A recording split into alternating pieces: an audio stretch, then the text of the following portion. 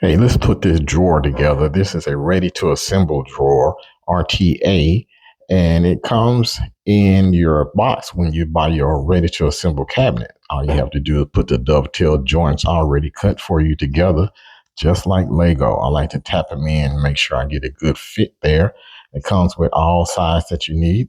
Drop the drawer bottom right down the middle and then put the backing on it. And I like to use glue on all my joints here to make sure everything stays together. Next, they have the little drawer slides that mount from the bottom. And they come with two little slides that lock in, and you just put them at the bottom and drill them in left and right sides, and you're done. After that, it comes with the actual slides, and at the end of the slide, they have these little holders that go at the back of the cabinet.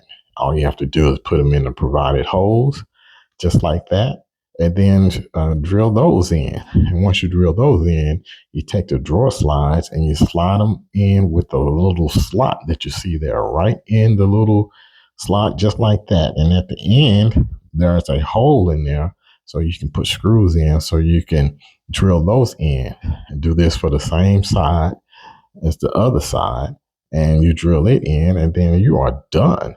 And it has these slots at the bottom of the drawer that you just slide it in. And then at the back, there's a little pigtail that you want to make sure that clicks off inside of both sides. And once you do that, your drawer installation is complete. And these are soft close drawers.